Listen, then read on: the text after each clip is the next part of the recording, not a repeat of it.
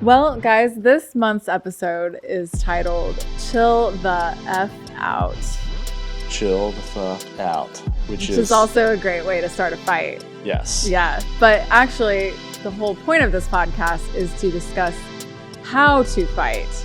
And really, we wanted to discuss how to fight, properly, according to experts, versus how we fight, actually. Because let's be real, we don't always fight super clean. Yeah, we've gotten better. Yeah. Which is, I think, we're going to focus on what we are doing better. Because there's no point in us trying to pretend like we've got things figured out that we don't have figured out yet. Right. Yeah. We don't really have anything actually truly figured out. We've got some things figured out. We've got some systems for stuff. Yeah. We're always learning, I would say. Yeah. Yeah. But I mean, truthfully, 2020 and 2021 now is proving to be both challenging years for everyone, right? And stress is in abundance. And it kind of specifically for us in starting this year out, we've had a few challenges, haven't we? Yeah. Yeah. Some hurdles. Nothing out of the ordinary. I would say something out of the ordinary, actually. Yeah, like a ceiling collapsing. Yeah, like a ceiling collapsing. I mean, there's been other things, but I can't even remember right now. The ceiling kind of takes the cake. The ceiling takes the cake for sure. Do you want to tell the story? Yeah. So 2020, everyone knows. 2020, right? Yeah, we were rolling into 2021. Alexis finally got sick of my stuff being in the corner, so she said, "You can have the studio." We turned it into an office. And the story I like to tell myself was, I was doing so well freelancing that you're like, you need an office space. But really, it's you got sick of seeing my shit in the corner, which is where we're sitting now. I had an office for a few months. I was getting into a groove. We actually, with us and me working from home, I think we're getting into a really good groove because I could say, hey, I'm going to go work, and I could go shut the door. And there was like a nice, kind of indicator to both of us. Anyway. Yeah, and I could be in the room, quietly with headphones on, and we did. We were getting into a groove. We really were. Yeah. So fast forward, we have this office. I have an office. We have an office in the house.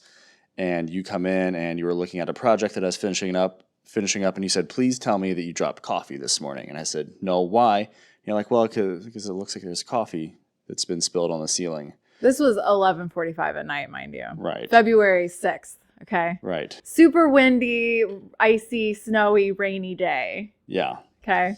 And yeah, so I look up and I'm like, what the is that? And it's a water stain, okay? It's 6 inches by a half inch, maybe. Yeah.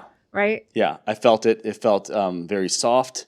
And Alexis, we both did this. It's a very, I think, common thing, especially if you don't know how to fix things in a house. Or with a car, you're like, that sounds fine. It'll maybe go away. So you're like, the ceiling's fine. I was like, yeah, it's okay. What were we going to do? It was midnight. Yeah. The kids were asleep. Right. We're ready to go to bed. We're like, fuck this. We'll deal with it in the morning. Which is, I thought, would have been perfectly fine because we literally just noticed this stain. It did feel extra heavy. And I was like, I don't know if the ceiling was always at that angle. And then our pillow talk for the night was... do we think the ceiling's going to collapse? And I was like, I hope it doesn't collapse on all my stuff, all the, this gear and all this stuff. And you're like, if you think that's going to happen, you should go get your shit. I was like, nah, it's fine. Part of me honestly thought it was fine. I would say I would have bet the farm that night that it was going to be fine. Yeah. And then at 3 a.m., I think we both knew at 3 a.m. when when the boy came running into the room. Screaming. Dad, your office ceiling crashed to the ground. The roof fell on all your stuff. We were like, oh my God. And I am not kidding you. A whole 6 feet by 6 feet, just insulation, drywall, everything crashed down on the ground and on top of John's desk and equipment. This was 3:40 in the morning. We were like, what are we going to do? Yeah. It was insane. Yeah. It was terrifying. And the story actually gets slightly more terrifying because we were thinking maybe it was a roof leak. And, we had all this ice and rain and all this crazy stuff. We're like, oh my, we call a roofing company. I make an insurance claim. We have people come out, they look in the attic, they look at the roof. They're like, it could be this, it could be that. It's not until, that was Thursday night, and this is Friday morning. And it's not until Saturday morning. We go to bed Friday night like, oh, we're going to get this figured out. And like, good thing we're safe and everything. Wake up Saturday, my dad comes over, general contractor, amazing dude, takes a look in the attic and notices that there is a very important pipe that is disconnected. The vent pipe is disconnected from the flue pipe, which is the one that's responsible. Yeah, the one that's responsible for bringing carbon monoxide up and out of our home. So, that was really scary because we have kids that sleep on that side of the house, and they slept very well for a night. Yeah, no, it was joking. Yeah. I think it's okay to make jokes. Everyone is alive and well, even Jackson, the Yorkie dog. The canary in the coal mine. Who my stepmom made a very funny joke calling him the canary in the coal mine. He is the smallest. He probably would be the first to go. Yeah, in the family. Everyone is okay, and we are very grateful. But the HVAC company is not taking responsibility, and insurance is not either. And it's just this big, huge mess. And on top of every other little stress that, we deal with in our daily lives. Yeah. And I think this actually segues really nicely into this episode because throughout the course of all these events, I was almost too calm at times. Like when I was talking to the insurance adjuster the first time, I was like, it's not an emergency. And he's like, oh, well, I thought your ceiling collapsed. And I was like, well, it did. And I said, Jonathan, please don't ever tell my fiance that I said this wasn't an emergency because she is going to look at me the way she is right now. I'm actually very annoyed that you said that to him. He got it. I knew. I was just so in shock. I was like, we're not hurt or dead or fine or anything. And then I explained to him that it was an emergency, and I very, very quickly realized there's a difference between an emergency in the world of fixing a home and structural damage versus an emergency that you need to react to in a fight or flight kind of way. Funny that you bring up fight or flight because that is definitely something that we are going to address in this episode in how to fight. Yeah. Right? Yeah. So with all of this stress, and I know that, the world has been dealing with life is hard anyway, right? Like life is hard. Mm-hmm. We've all experienced, on top of other stress, an extra layer with this pandemic. And I think that from reading and talking to a lot of people, like I do on a daily basis, like people are dealing with stress, a lot of stress, right? And I think that stress can leak toxically into relationships and affect them negatively. Like with a broken exhaust pipe on an HVAC? Yeah. Yeah. Or, name it. I mean, there's so many things, right? Yeah. And it's not always, a lot of times I would say it's not even from that relationship as you progress. I would say even in high school when you start dating your first person, 13, 12, however old you are, a lot of that stress and the triggers in that relationship have come from your life pre-relationship. Right. I agree. And I think researching what experts say, like how to fight, they're giving all these tips and we're going to go over these. But I kept thinking kind of what you were just saying, John, that actually managing your own stress is probably arguably the most important thing you can do to manage the stress in your relationship, right? So when you look at what stress does to the body, and then specifically chronic stress, stressful situations cause a cascade of stress hormones that will trigger physiological changes. They also affect your mental state, your brain. And so when you are consistently chronically stressed, that sympathetic nervous system becomes activated and it's like a gas pedal. And then it just keeps you on and heightened and, ready to go at all times. That's that fight or flight response. And eventually if it truly becomes chronic, over a long period of time, you get cortisol that is released, and that just keeps the gas pedal like pressed down. And then you're like in a constant state of fight or flight. So as an individual, if you're in that state and you're bringing that into your relationship, think about like when you're like all kind of amped up, right? You're Me specifically, or yeah, you specifically, any human, right? That is amped up. You're sensitive, like highly sensitized. You're irritable, possibly like hostile even. And that is how you're communicating, which isn't very well. It's not like clear communication. You're not making great decisions. You're taking things very personally. You're like ready to go at any given moment. And that stress, can cause, I don't know, relationship problems, right? Yeah, personal problems, health problems. Yeah. I keep thinking about Jack Dorsey talking about Twitter, just because I've been listening to Jack Dorsey on Rich Roll's podcast, and he's talking about the part of the podcast I was in today was talking about toxic communication and how do you have healthy communication. And one of the big things was for conversation and communication that is not toxic, there has to be shared information. And what you're just describing to me, I'm thinking about my own personal experience in life with stress and the way I've been conditioned to think and to receive information. A lot of the way I've been trained to receive information is in or comes from a defensive state of mind, where I'm always having to prove myself. And you kind of turn me on to that. Even like when we're sitting here talking and I'm listening to you, I'm thinking, is this an attack on me in some way? And it's not. It's you sharing information with the people that listen to our podcast. Yeah. Well, that's very vulnerable of you to say. And I think that is like huge of you to recognize that. Yeah. That's like a huge first step, right? Yeah. To maybe lowering your defensiveness or whatever. Right. I think I've taken that step a while ago. Yeah. But just constantly being reminded of it. Yeah. Or remembering that is helpful.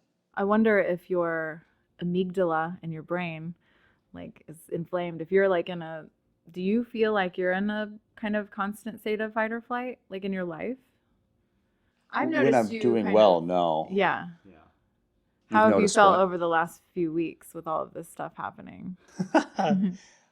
I know I've said to people when everything is going on and it's crazy, I know I've said to people, I even said this to the life coach that I was working with,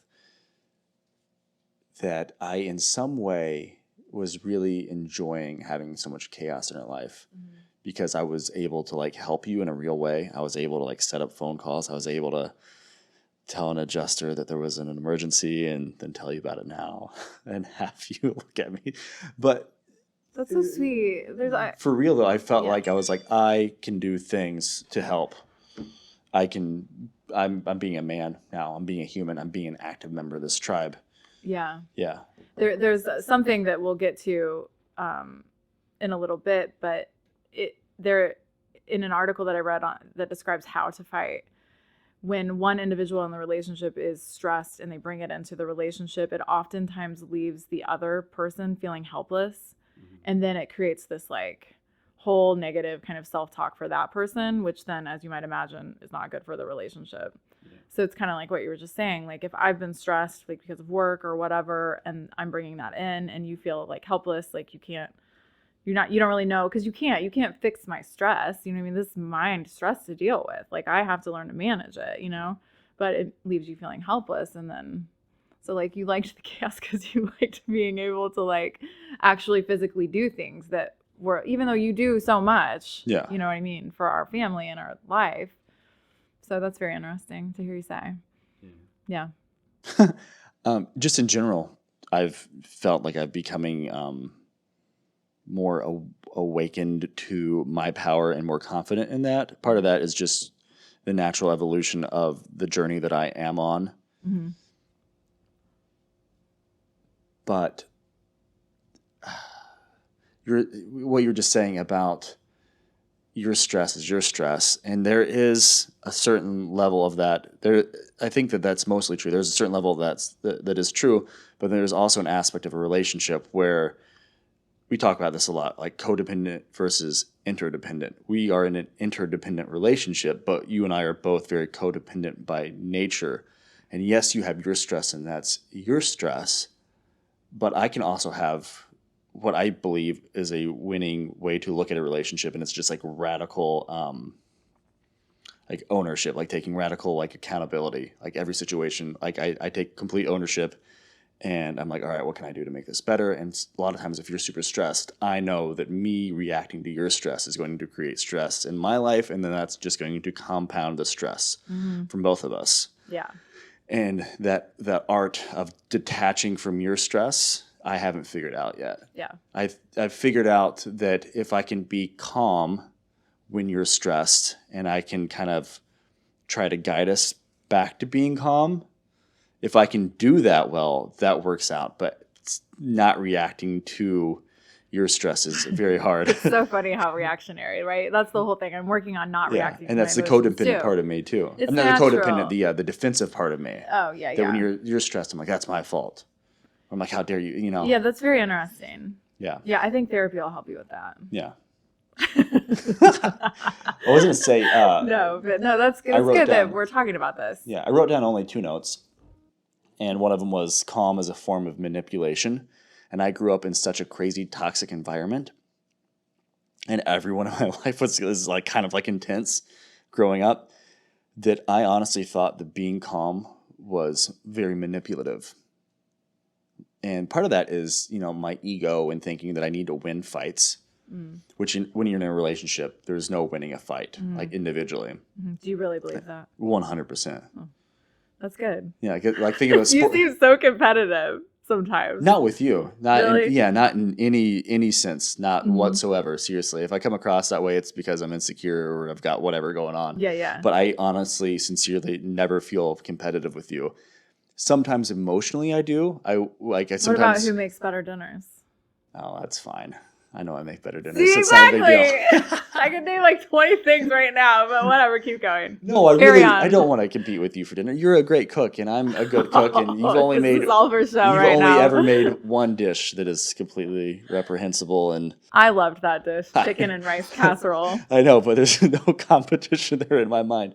Honestly, I don't view you as my competition at all. I I'm really going to don't. leave this cup facing this way up. For those of you that are just listening, we have a Trust Me mug, and on the back end of the mug, opposite of our logo, it just says monogamy is hard, and Alexis is holding it up to the glam cam. The glam cam is the one that Alexis gets. I get the wide angle that distorts my face, and I'm half in the shadow.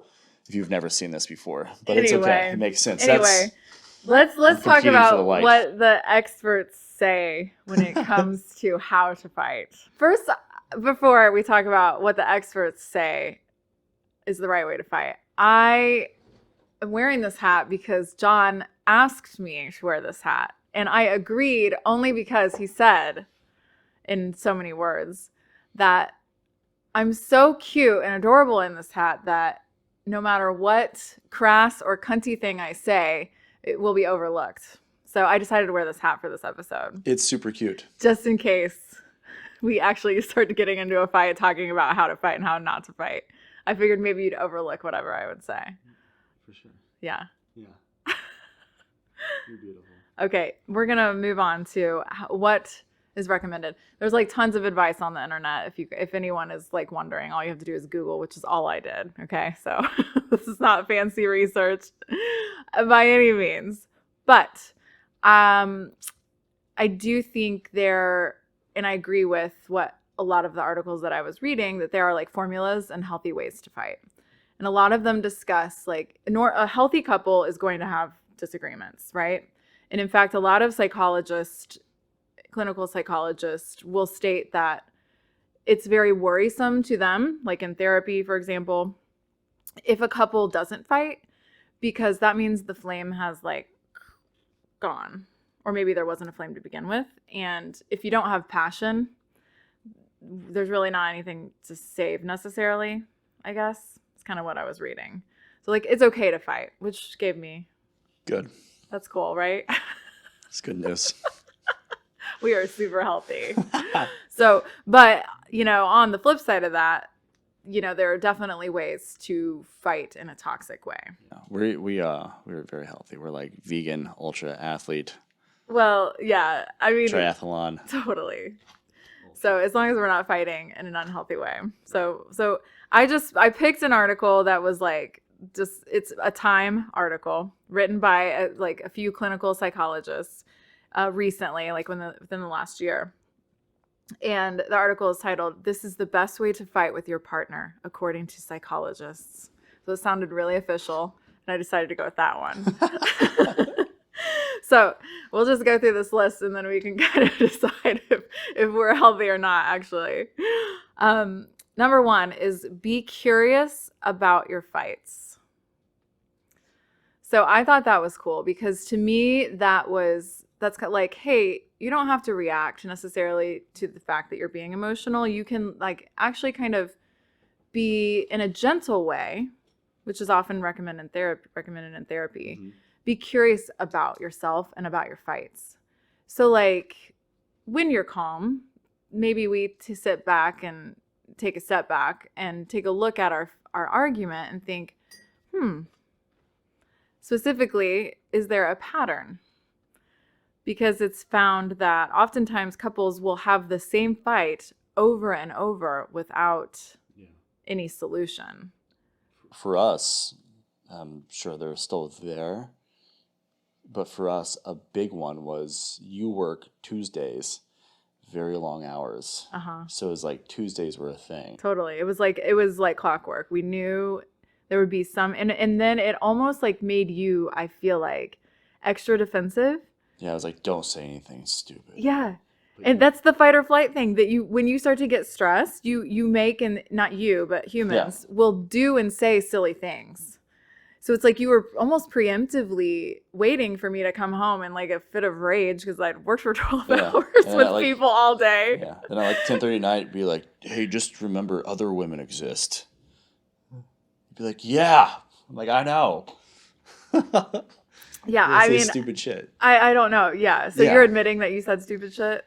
I know I did. Never intentionally. I would just be like, why am I... You're admitting right now that you said you would say stupid shit? No, I would never say something. Not intentionally. Yeah, but I would be like, why? Why can't I just be like, hey, I love you, everything's good? Yeah. Yeah. I know I do that now for you a lot more. Yeah, we definitely we've tackled that, haven't we? We've kind of tackled that Tuesday thing. 100%. Yeah. Very easy peasy. We just kind of take it for granted now. Yeah. Yeah. A lot of it's like managing expectations too, which is one of the unfortunate things about not having the office. It's like I have to figure out now. I have to re-figure out how to tell you that I want to go and work for 45 minutes and write or whatever it is at the end of the night, because the office is now next to the bed. In our bedroom. A lot of it's just figuring it out and having that curiosity. And I was writing just a second ago and I wrote denying defensiveness, because last night we were talking about a very heated subject that had to do with your daughter and your ex-husband and all these other like very like triggering, intense. But for me, just from my perspective, were triggering because for me, part of the battle seemed like I need you to understand that like I truly view your daughter as like my daughter, and I would 100% die for her in a second. Like you three people are the only thing that matter to me. So I've got that going on. Then I've got the ex-husband and all this like the layers of that makes me feel defensive. And you were talking to me, and I remember distinctly thinking, you have nothing to defend right now, John. Just ask her about what she's saying. And I asked you a few things, and that led you to get down to another layer of what you were saying instead of me defending myself, which I would be curious. I know it's a lot of the time, and it's becoming, it's diminishing over time. But I'm wondering how often am I actually reacting to something when I don't need to react to it at all? It's like I'm having an emotional response to something that you or someone else is saying, and I'm reacting to that emotion versus reacting to the actual words. Yeah. Good. Curiosity, right? Yeah. And that's such a good word, I feel like, in therapy and just when you're starting self-reflection in general, to just be curious about yourself, because we all have things, right, that no one's perfect. What is that? We don't even know how to define perfection. That's how unreal it is. Does that make sense? Yeah. So it's like everyone has some things, so just be curious about what your things are. And I like that. I liked that. Be curious about your fights. Yeah. You know, I do feel like we have similar arguments sometimes. In this particular article, these psychologists were referencing the 5:30 weekday fight, which is when one person comes home from work and maybe the other one then gets home from work or has been at home or whatever. And there's one of those people that wants to immediately start talking about their day. Like blah, blah, blah, blah, blah. And the other person actually needs like 20 minutes of like decompression time. Mm-hmm. But then the person that wants to talk feels neglected and you don't care about my day. And the other person is feeling overwhelmed. So like if you can figure out that that's a trigger and by being curious about it, you can resolve it. And you can say, well, when we get home, let's just like give 30 minutes of just quiet time by ourselves or whatever. And then we can come together and talk about our day. Asking for that is huge too. You have to be able to say, if you're the overwhelmed person, you have to be able to say, and I'm proud of myself. I've been working on saying I'm proud of myself recently, so that's why I say it now. I'm a little afraid. I just got scared to say I'm proud of myself. But I'm proud of myself for being able to tell you without being afraid of what you're going to say to me. And you don't react to this negatively, which is like, just goes to attest that a lot of the times when you're afraid to do something and you build it up in your head, it's actually worse in your head than it is in real life. Because I've been able to say to you successfully, like to our betterment, I've been able to say to you, I can't even listen to what you're saying right now. I am so overwhelmed and I desperately want to solve this problem with you, especially like in regards to the 1,000 phone calls and all the overwhelming amount of information we've had to take in with the ceiling collapse. I've been able to say to you, let's figure this out, but not this second, because I can't listen to it. I'm so overwhelmed. Yeah, that is actually number 2 on this list. So congratulations to you. I'm proud of you. I'm proud of us. Yeah, I'm not actually very good at that, which is what I'm about to discuss. Number 2's recommendation on the list or whatever is schedule time for conflict. I mean, I frankly am horrible at that. I want to resolve everything like now. Yeah. Like, I don't care what is going on. I want to figure it out. I want to get to the root of it, like, right now. Yeah. And that is not always, like, the case. Like, sometimes you cannot figure anything out when you're emotional. Yeah. One, like, you don't have a clear mind.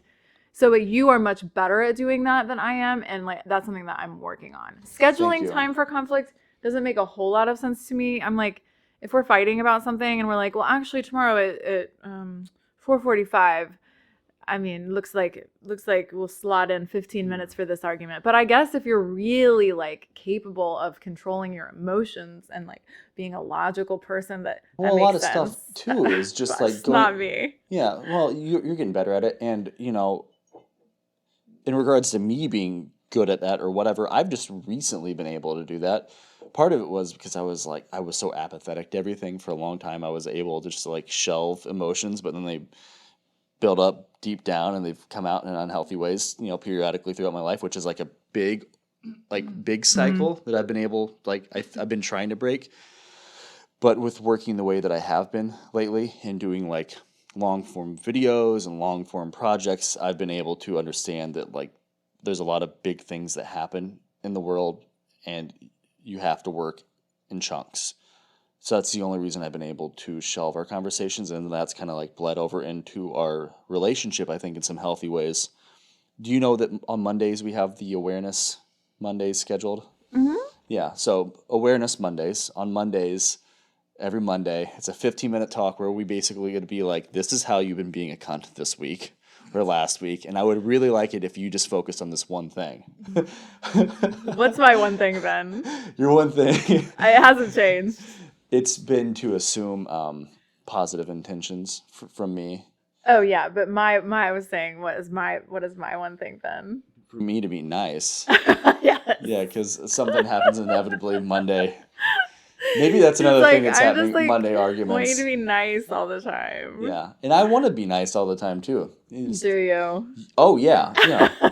I think a lot of times, honestly, I'm very overwhelmed with what's happening in your life, and I also want to solve. Fight or flight. I want to solve every problem. We need to just meditate more, seriously, because if we're in that fight or flight response, seriously, our communication is shit.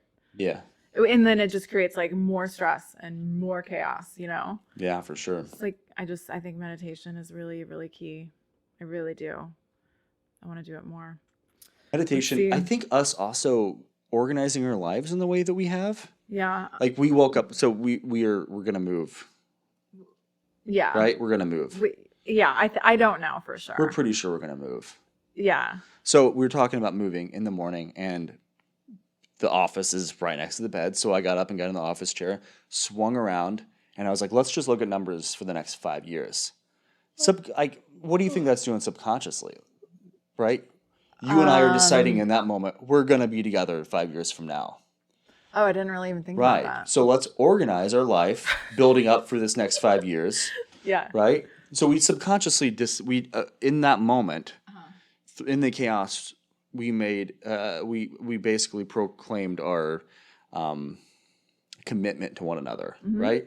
Yeah, that's lovely. Yeah. How nice. All right, so go us. Woo! That was a high five. But we've had to work through this chaos and thank all the gods and hail Satan that it wasn't like cancer or something more serious. Or carbon monoxide poisoning. That literally could have happened. It's not even like we're not even pulling that out of our asses. That's like we had to turn off our heat. The technician turned our heat off because of a safety health hazard. Yeah. Yeah. Like literally that. So like gratitude is huge in getting you through that stressful stuff. Yeah. And we practice all that stuff over time. So. Yeah. It's hard to, or I should say it's easy to lose track of that. You do have to kind of remind yourself to come back to it, to gratitude. You know, you really do. And it's easy to do when family members could have died and they didn't. I think gratitude is, I found it pretty easy, to find in this past few weeks. And my dad like coming to help, and like it was just, and all these people, honestly, if anyone's listening that reached out, like we've had a lot of people reach out and have been so sweet and supportive. So thank you. Seriously, like I feel like an immense amount of gratitude for that. So it's awesome though, you know. We have though, and give credit, where credit is due. We could have just as easily been fighting about this nonstop and not got anything done. But we've laid out lists, we've delegated tasks, and we haven't done it with all of the grace in the world, but we've gotten it done. I've seen you. I see you, girl. You're writing down your to-do list. Part of that I think is from you seeing me do it, because I've had to. Because it's like, if I don't do this, I'll give you credit. That is definitely, But you're doing it now. I'm not a very organized person. That's one of my kind of like weaknesses, I guess you would say, and I embrace that. I really don't care. It's fine. I'm unorganized. Fine. Who cares? Yeah, but literally, you have inspired me to make to-do lists, and it does help calm my mind. I don't like chaos in the house. I like a nice picked up home, because when that is organized, I feel like my mind is organized, but lists do the same thing. So I will give you credit for that. Thanks. Yeah, make lists if you're stressed. And you don't need to give me credit for that. And all I'm saying is, I guess I was like, you've seen me do that. And what I'm getting to with that is that the things that you think are minutia, or like little productivity hacks or little mindfulness things here and there, if you're like, oh, I meditate for 10 minutes a day, it's like, all of that builds up over time. It's like doing push-ups every day. Totally. I agree. That's what I say to my clients all the time with skincare and skin health. And you can relate it. There are a few analogies with a garden. A beautiful garden is meticulously maintained like over time, like on a daily basis. You can also keep it alive just by watering whenever you feel like, once a week. But same with going to the gym, like you said, muscles. Yeah.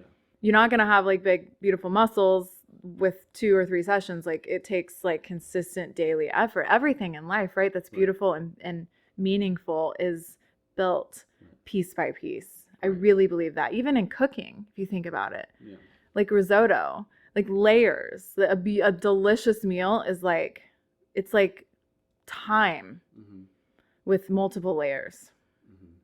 It's so true, right? Right. And we've put in work, and sometimes it feels like we don't know what we're doing, because we don't.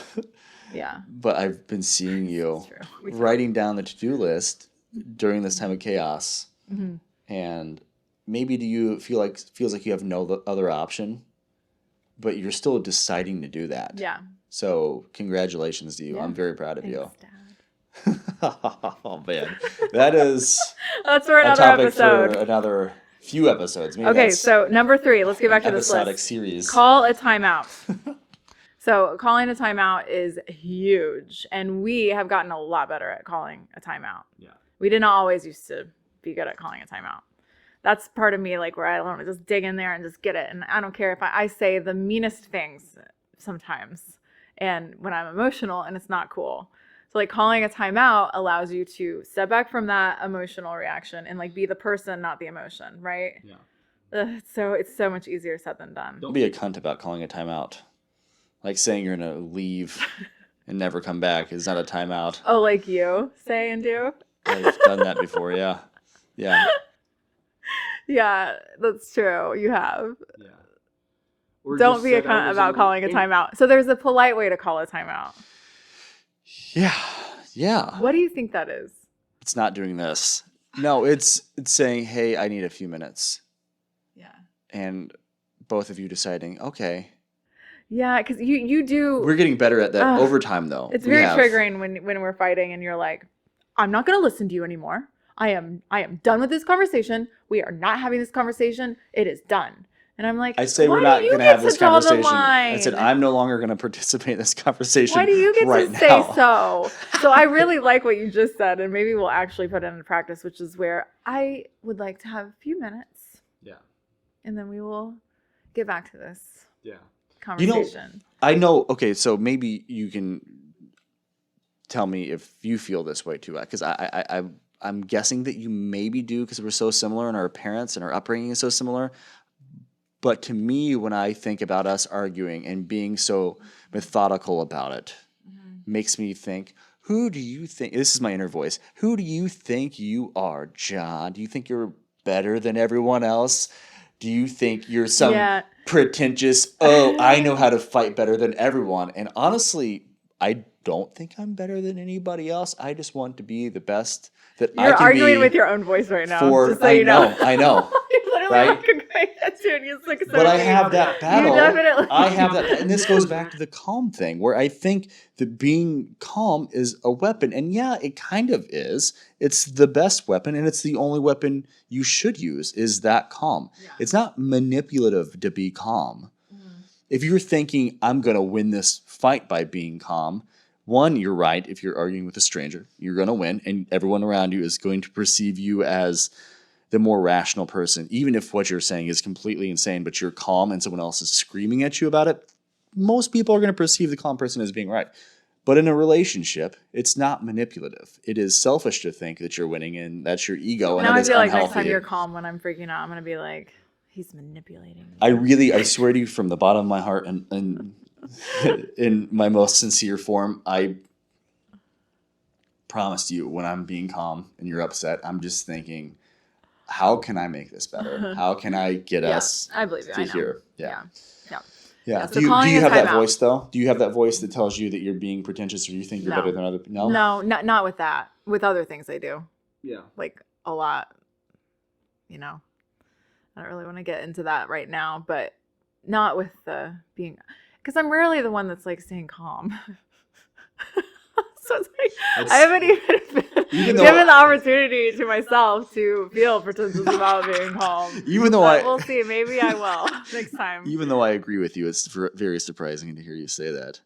I love you. I love you so much. All right, let's go on to number 4. Okay, so number 4 on this list of recommendations is make requests instead of complaints.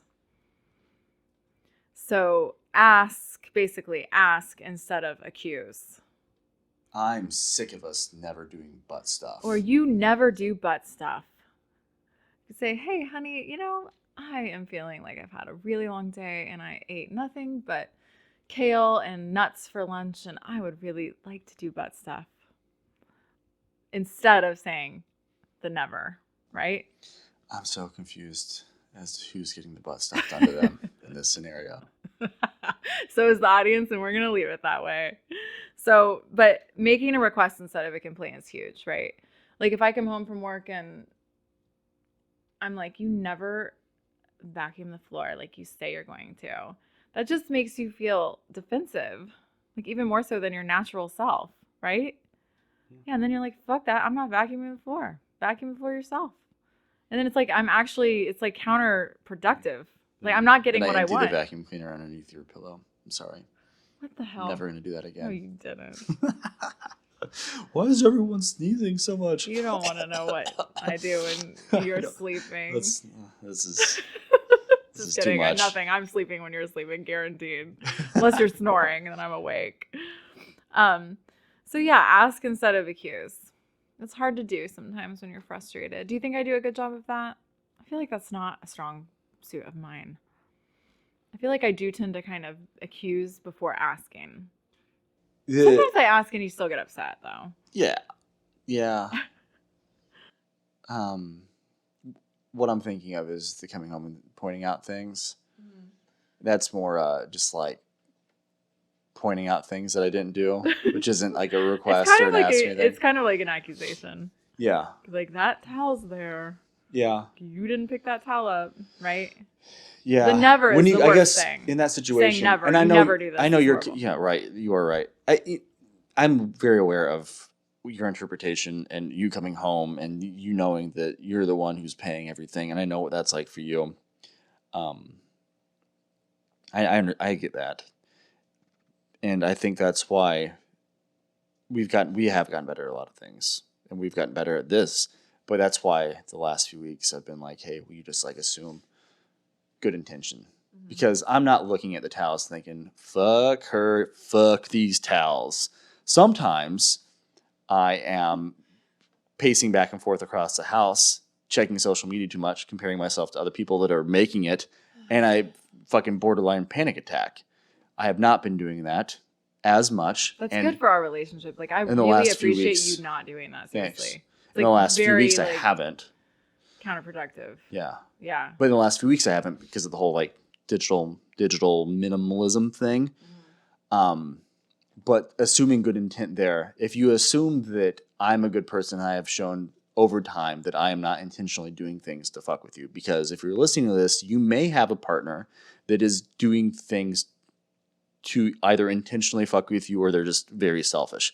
But you and I think we're fortunate because you and I both have, I think, very good intentions for one another. Mm-hmm. So if you assume, okay, were you busy today? What's going on? Or whatever, and give me a chance to be like, yeah, I was very busy. Yeah. And then you could be like, will you please get the towels done? Because even though you were working today, I make all the money. So it'd be great if you did the towels too, because you're a maid as well. Oh, that's what the article is saying is I've had to say something like, I'm really feeling kind of stressed right now and I've had a long day. And would you mind picking up a little bit? Yeah. Which I don't know in the article, like who that person that was writing the article imagined was saying that. But I was like trying to imagine who's saying that, which person in the relationship. But it's like, it doesn't matter. Yeah. It could be either of us. It could be any person in any relationship. Right. Yeah. I think that making a request. I think that you can, especially with good writing, just put yourself into the perspective of the narrator. Yeah. I think that there are a lot of things where the gender doesn't matter. Like you can maybe guess the gender based upon. Yeah, I wasn't even really thinking gender. I was like thinking more like, is this a person that has been home or is this a person who has also been working all day? Because that person might be stressed too if they're working all day. And like I started like getting mad reading the article. I'm like, yeah, nothing about gender, but just like, is it that one person's a stay at home, take care of the house person, or are they both like workers, Yeah. So it doesn't matter. It's like if someone deems like I think in a successful partnership, you kind of figure out roles. They don't have to be gender related or anything related to what anyone else in the world thinks. You just figure out what works for you. Yeah. And then that way it works more like a well-oiled machine. Yeah. Like I know you do laundry, right? I'm not allowed to touch laundry except for folding it. The worst part.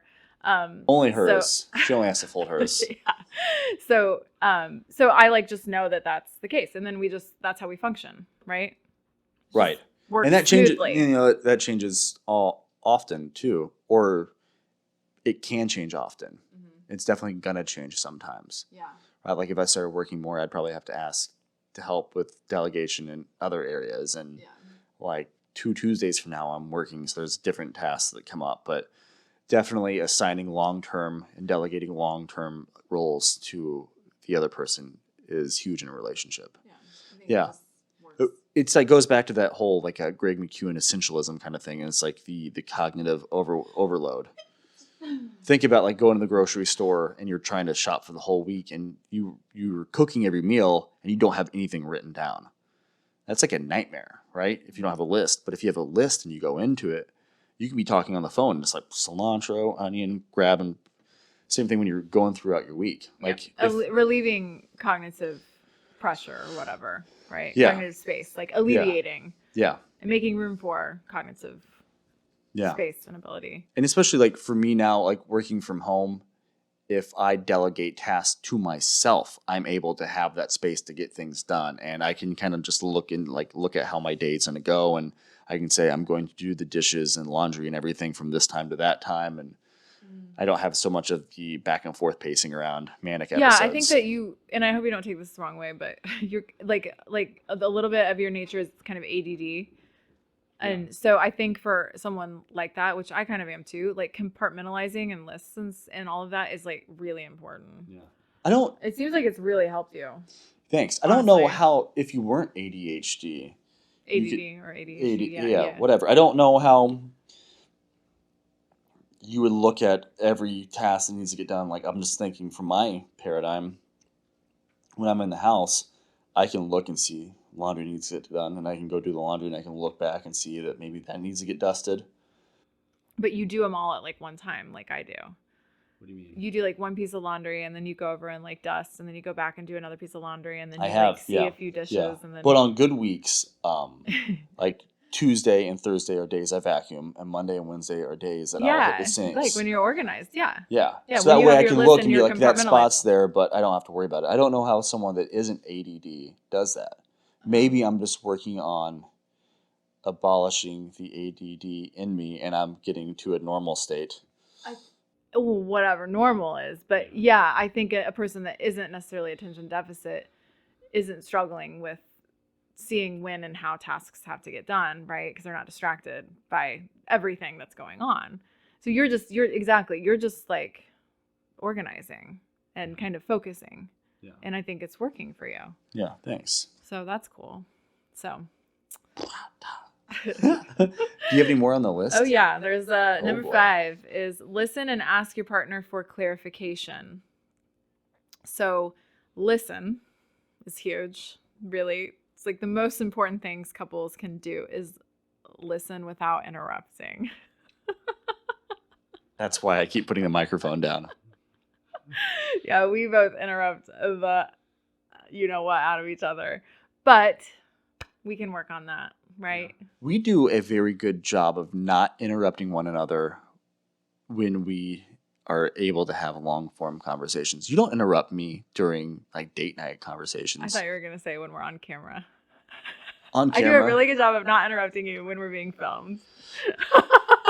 But if that is true, maybe you can let us know if that's true or not. Do you think Alexis interrupts me? No, I don't think I do on camera. That's what I'm saying. Right. So we've proven that we can do that. Yeah. And during date night and stuff. But if I'm stopping you when you're in the middle of doing something, saying,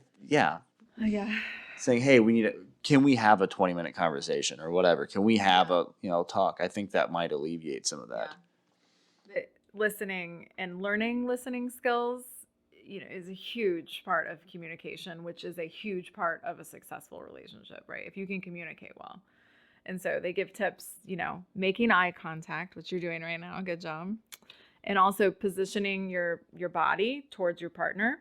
Yeah. Like just simple body language. So eye contact and then positioning your body towards your partner. So if I'm sitting over here and I'm just like this, when you're like talking to me about something serious, that's like really not good, right? So facing one another and then eye contact. That's just a simple sort of thing you can practice doing. Yeah. Listening and then mirroring. So like, do you mind mirroring back what I just said? If I'm talking about something that's kind of confusing and emotional and you're like, oh, what is she saying? She's about to start her period. I do not know. And I'm like, can you just mirror back to me? And then you'll try. And then that way we both have like there's clarification, there's like communication, and we both feel understood and safe and secure. Right. Yeah. Sounds good. Number 6, last one, is learn the right way to apologize to your partner. Yeah. Yeah. So this made me go back to our previous episode. What was the name of our? I Am Sorry. I Am Sorry.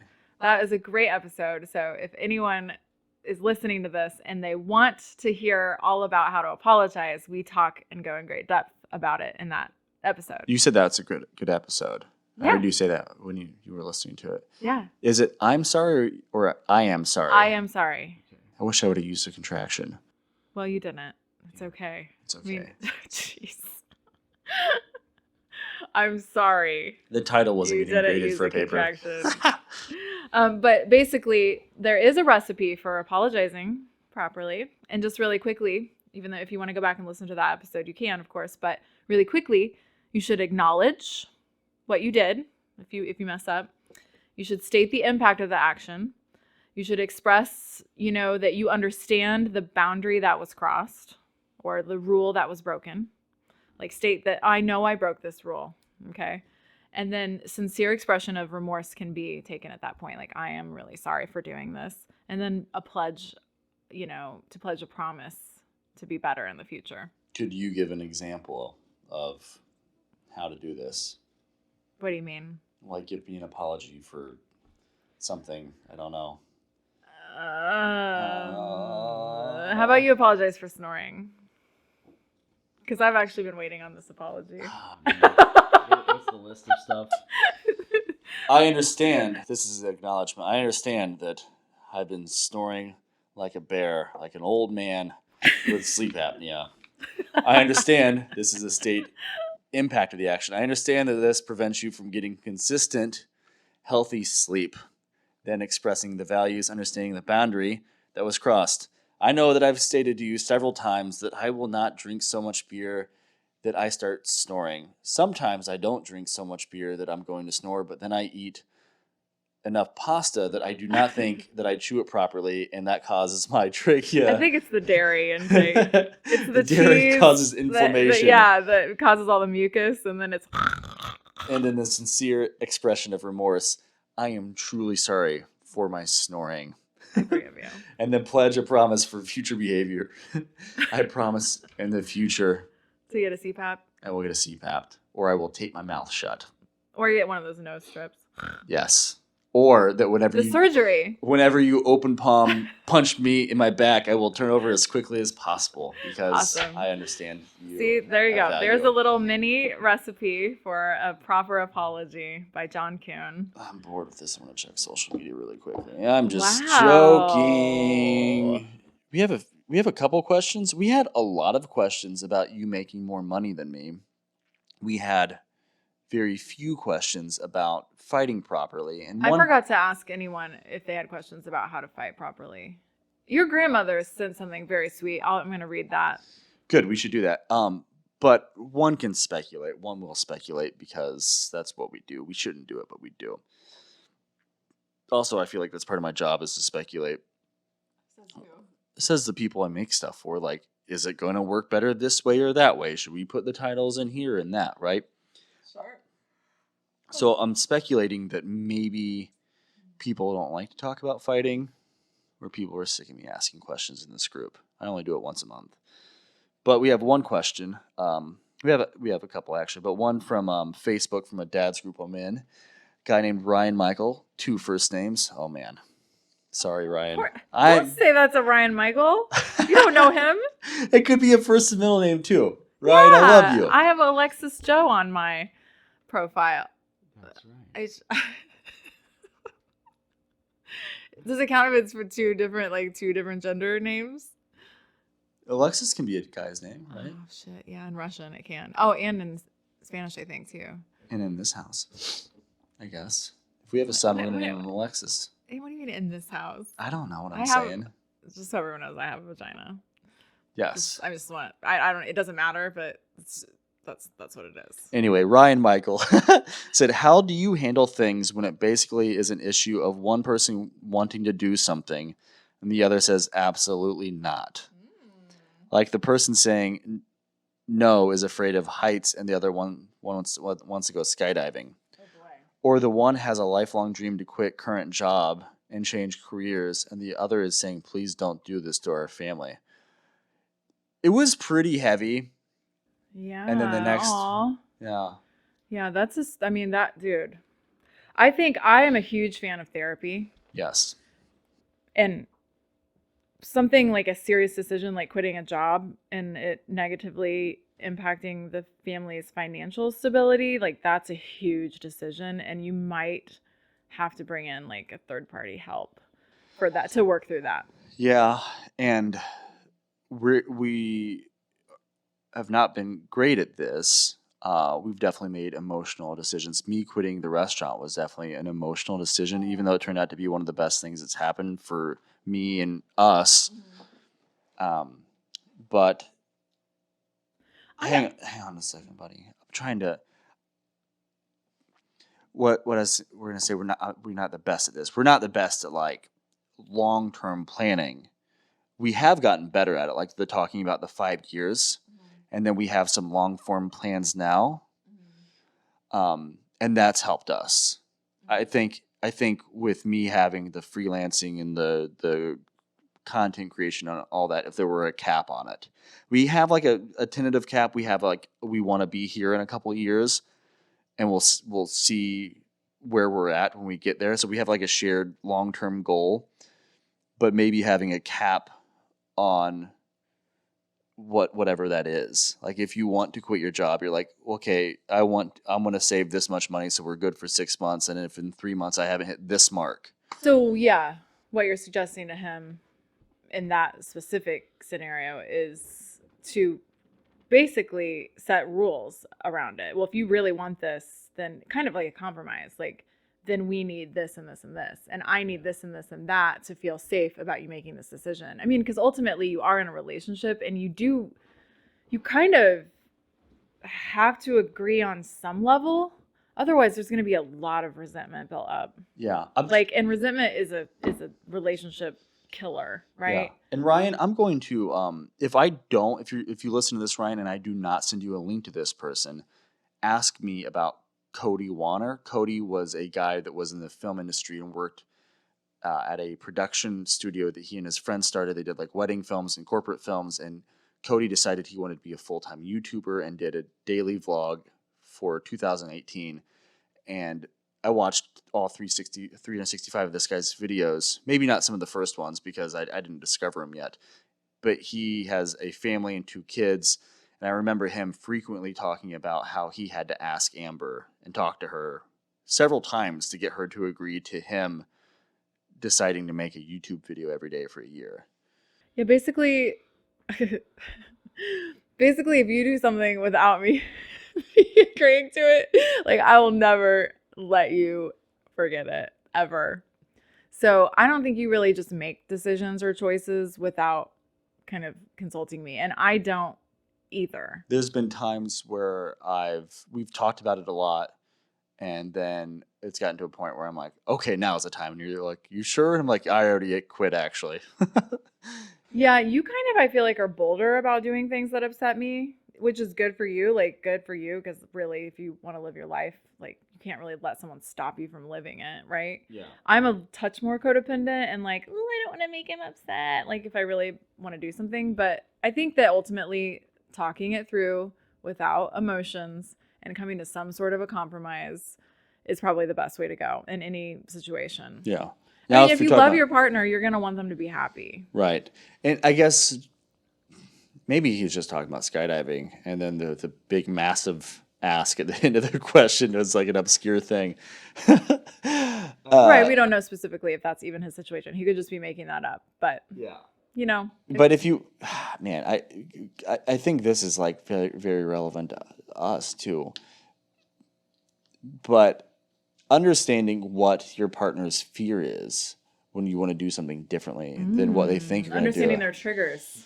Yeah. And their fears. That's good. Mm-hmm. Yeah. And in regards totally, because then you can break it down. Like you can address those and maybe possibly even eliminate them from like the partner's head And then you can look at that decision in a completely different way. That is great. Thanks. Yeah, I love that. Thanks. And in regards to quitting a job to pursue a dream, that is multifaceted. And depending on the dream, if you have a dream that is something that's attainable, like you want to go and you want to be a filmmaker, you want to be a YouTuber, you want to be an actor, as long as it's something that is within the realm of possibility, you have to have the conversation with yourself. Can I even do this right now? If there's no cash coming in the door from whatever your dream is, you're going to have to figure out a way to even have some kind of proof of concept to your partner. Hey, I've made $10,000 in the last year doing this. This is my plan going forward. I'm going to do this for the next 2 years. Let's, whatever that is. You have to have some sense of awareness. A lot of people have really big ideas and big goals, and that's all they are. They haven't put them into practice yet. And that's fine. That's how you start. And in regards to me quitting things and kind of being more bold, you are much more of a perfectionist than I am. I'm a perfectionist as well. But you're much more like, this needs to be perfect before I do it. And I'm like, okay, I've got a little bit of momentum. Let's dive in, Yeah. So great question. 2 names, man. Ryan Michael. Thank you, Ryan. Seriously, dude, if you're listening right now, thank you so much. Stay in touch. Follow us on Instagram and subscribe to the YouTube channel and reach out, please. Like, that's what we're here for, is to help people I love answer hearing. questions. I love talking about this and like It just feels more talking like to a couples. community. Yeah. More like a tribe. Your sister, Abby the Witch, said, is there any common themes in your arguments, topics of issue, tactics, etc.? Oh, yeah. Oh, yeah. And we covered that already, too, that, like, it's very common to have the same argument over and over again. Mm-hmm. Noticing that pattern, and more importantly, in my opinion, is noticing the pattern, but then the real important part is, how do you make one aware of the pattern? Because if you're noticing a pattern in your partner, you need to let them know, but don't get all big-headed about it and think that you don't have patterns. Yeah, true. Yes, Right. for sure. What I think one of our patterns has been consistently throughout our relationship, just like trust. Yeah. And, for me, with you, like other women. Yeah. And like feeling triggered by that. And, but I feel like we've really worked through so much That's of more that. like a recurrence than a pattern, right? A recurring situation. And that's kind of how I read her question, but I was it's thinking just more a like the theme. Tuesday thing. Well, or that, yeah. Yeah. She said multiple. She Okay. like kind of used multiple adjectives, I feel like, and nouns. Yeah. Is there any common themes in your arguments? Topic? Yeah, common you're right. themes. Yeah. So yeah, I mean, for a long time it was me feeling triggered or whatever. Yeah, you're right. Topic of issues, women. But we've really worked through that. Yeah. Not completely, but like Right. a lot of that has had to do with, for me, and learning to trust that, trust issues are multifaceted, and a lot of them stem from just not trusting yourself. Mm-hmm.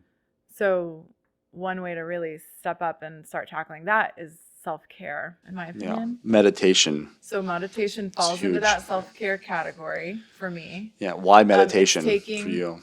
Well, so I'm not quite done, and I'll I'm address sorry. that in just a second. It's okay. So taking care of yourself allows you to like feel love.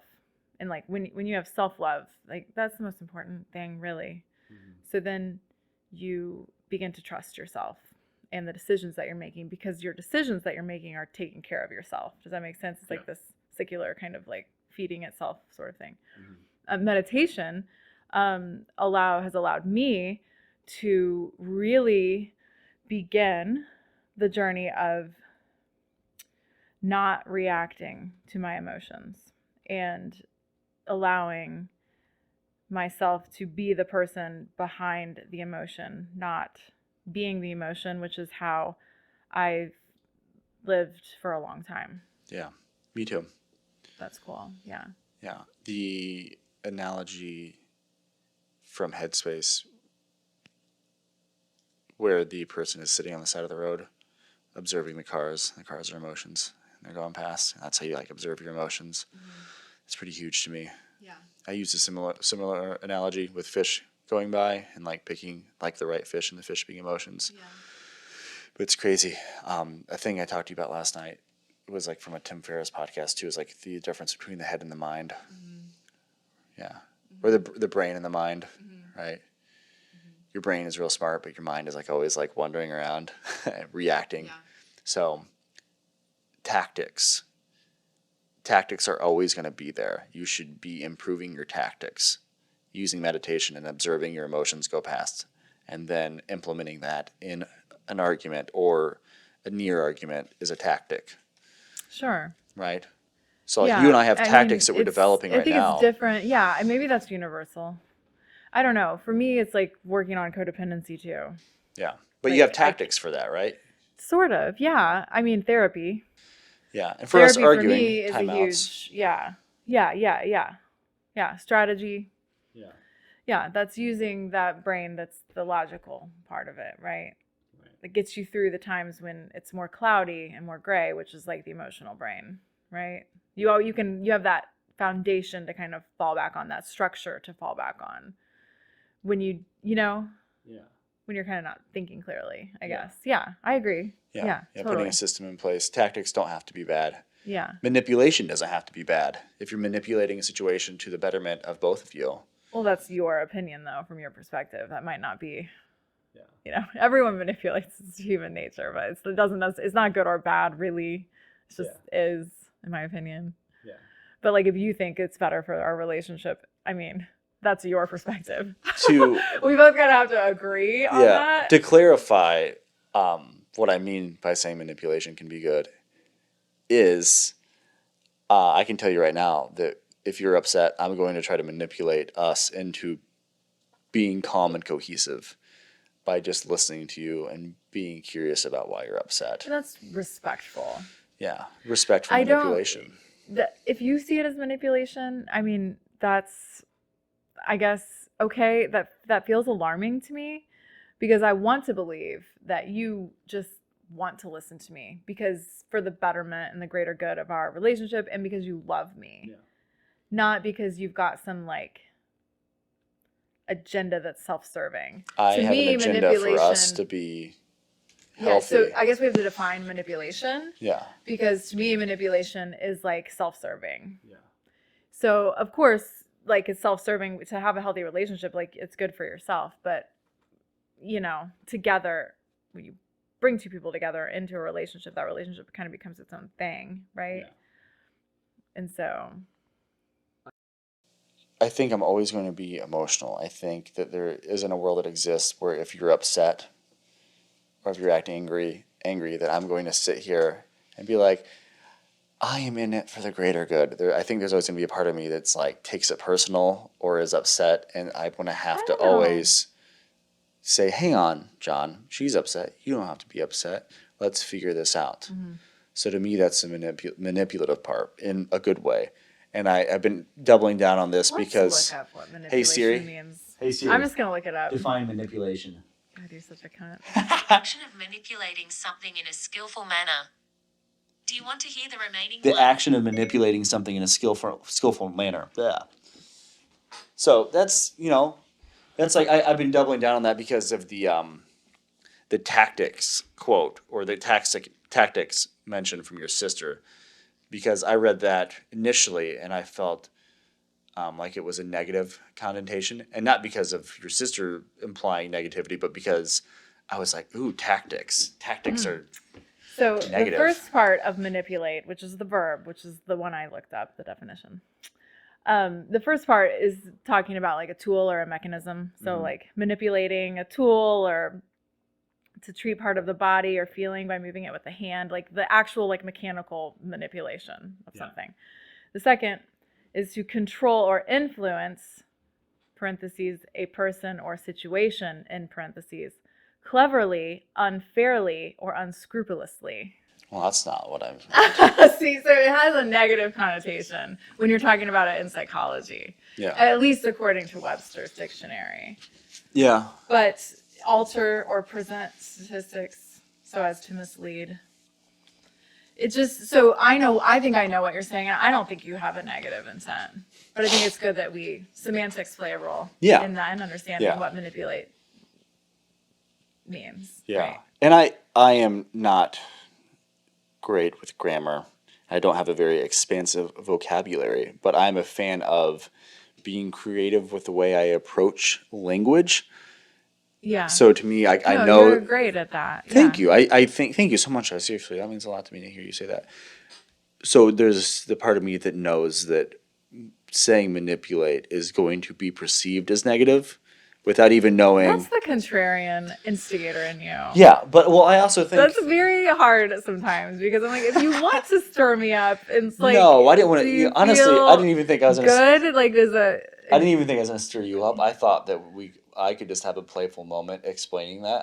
I honestly had no idea that I was gonna get you worked up. No, I'm not actually worked up, but I just think it's good to be clear on like what words mean because to me it has a negative connotation, and I think that the dictionary agrees.